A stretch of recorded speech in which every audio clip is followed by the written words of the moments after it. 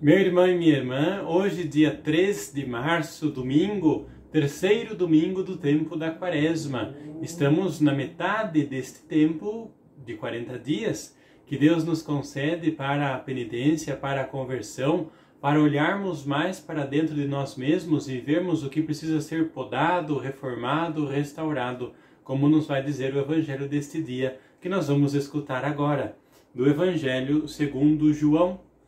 Estava próxima a Páscoa dos judeus e Jesus subiu a Jerusalém.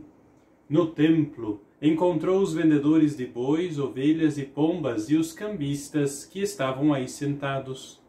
Fez então um chicote de cordas e expulsou todos do templo, junto com as ovelhas e os bois. Espalhou as moedas e derrubou as mesas dos cambistas. E disse aos que vendiam pombas: tirai isso daqui, não façais da casa de meu pai uma casa de comércio. Seus discípulos lembraram-se, mais tarde, que a Escritura diz: o zelo pela tua casa me consumirá. Então os judeus perguntaram a Jesus: qual sinal nos mostras para agir assim? Ele respondeu: destruí este templo e em 3 dias eu o levantarei. Os judeus disseram: 46 anos foram precisos para a construção deste santuário, e tu o levantarás em 3 dias? Mas Jesus estava falando do templo do seu corpo. Quando Jesus ressuscitou, os discípulos lembraram-se do que ele tinha dito e acreditaram na Escritura e na palavra dele. Jesus estava em Jerusalém durante a festa da Páscoa. Vendo os sinais que realizava, muitos creram no seu nome. Mas Jesus não lhes dava crédito, pois ele conhecia a todos e não precisava do testemunho de ninguém acerca do ser humano, porque ele conhecia o homem por dentro. Palavra da salvação, glória a vós, Senhor.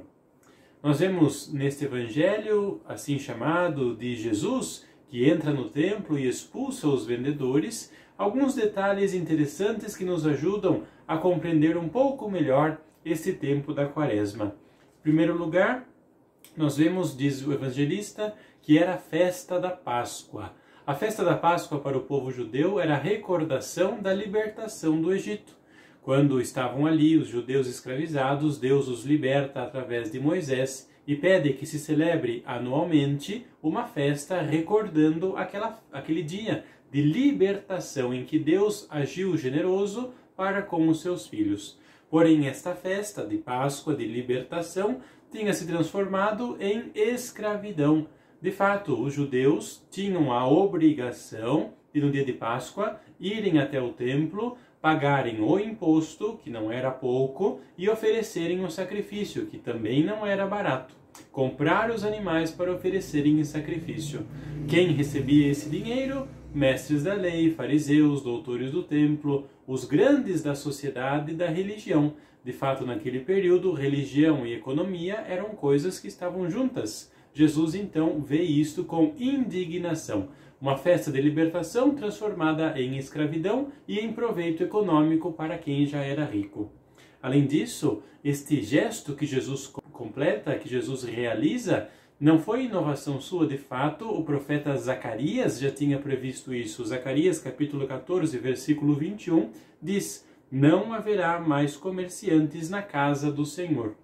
Zacarias, então, estava se referindo ao dia do Senhor, ou seja, o dia que Deus se manifestaria diante de todos. Os judeus, conhecedores da palavra, conhecedores também do profeta Isaías, vendo Jesus que realiza aquele gesto, se interrogam: o que é que Jesus está querendo fazer com isso? Daí a pergunta: que sinal você mostra para agir desta maneira? Estavam querendo saber se de fato Jesus era ou não Deus apresentando-se diante deles.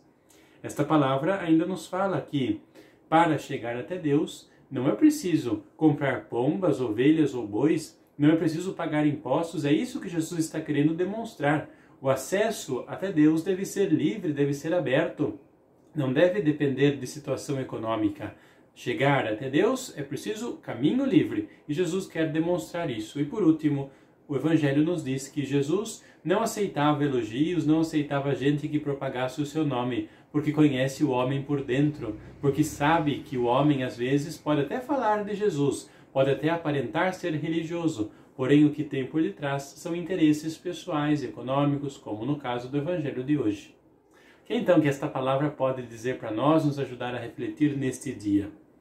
Ainda hoje nós podemos pensar e cair no risco de pensar que com Deus se negocia, ou seja, que quanto mais eu dou de dízimo, quanto melhor for a minha oferta na missa, quanto mais eu rezo, mais Deus me abençoa.